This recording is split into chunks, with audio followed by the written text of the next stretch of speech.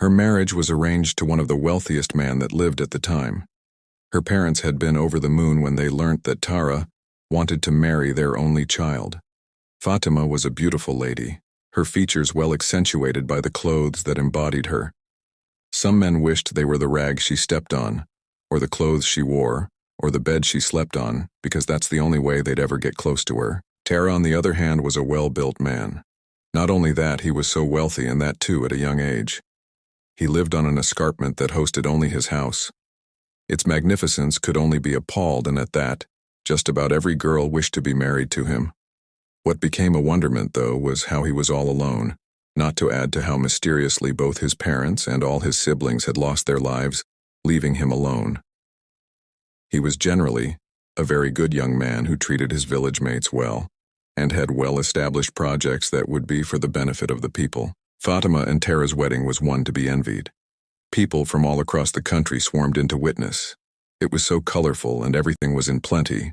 It was fun filled with music and dancing, enjoyment at its fullest. Since Tara had no close friends but rather acquaintances, the venue was mostly filled with people from Fatima's side of the family. This bothered no one, as the little people knew about him was sufficient. The honeymoon phase is where Fatima was taken aback at the kind of man Tara was. At first she had thought to herself that maybe that was the norm, but upon asking her best friend Tammy, she found it to be quite the opposite. For instance, Tara had booked 2 separate rooms for them and wouldn't sleep in the same room as her. The rest of the honeymoon at that magnificent hotel, Fatima spent alone in her room. She tried engaging in the different activities the hotel hosted, but she was too sad and too confused. Nothing seemed normal about this man Tara.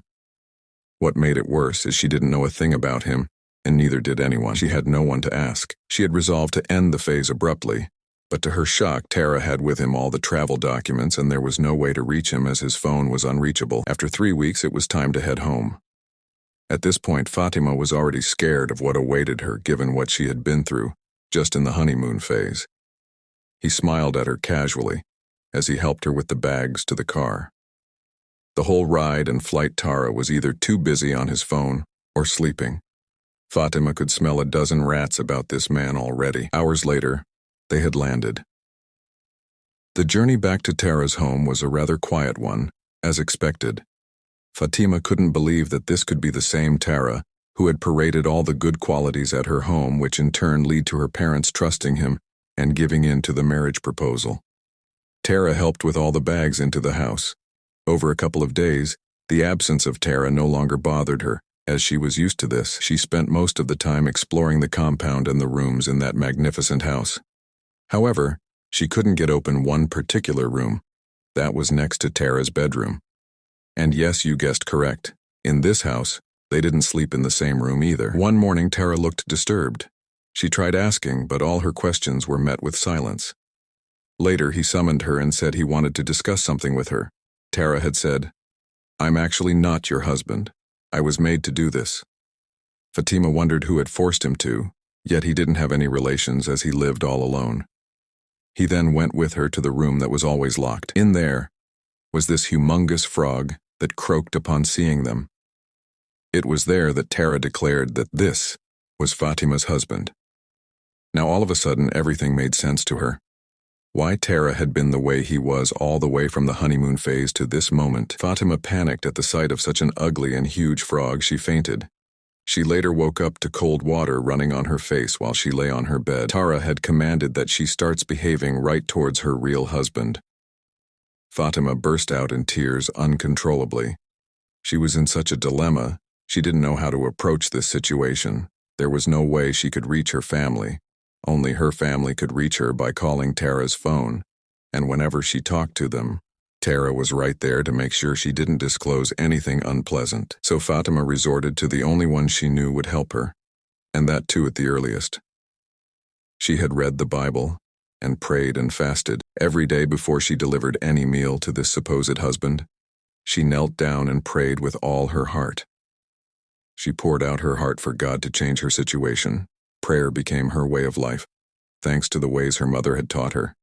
Somehow she found inner peace with all this, until a day when Tara came home to disclose that they were to solemnize their marriage with the frog. Fatima's heart dropped to her stomach. A day was set, and so was the time. Fatima at this moment had given up all hope. There was no escape out of this. That particular day arrived so quickly. She didn't have the energy to pray. She had cried pretty much the whole night. Tara, on the other hand, seemed to be fulfilling his duty and could care less. She had questioned God so much, but there was pin-drop silence. And when it was time, Fatima was given her attire for the evening. Tara made sure she looked presentable. He woke up early to Fatima's singing. He went to open the room only to find Fatima in full energy and his frog lying lifeless. Tara ran mad, literally. Later, people learned that this frog was given to him by a cultic group to care for, and that would be the source of his wealth so long as it was alive. Fatima called for help from her parents and pastors, and together they prayed over Tara, who became healed and detached from the cultic powers. He, however, lost everything he had, and together they started afresh with his wife Fatima. Fatima rose to the occasion and was more than happy to make clean wealth. Lesson: we would rather have little with no attachments than a lot with our lives at stake.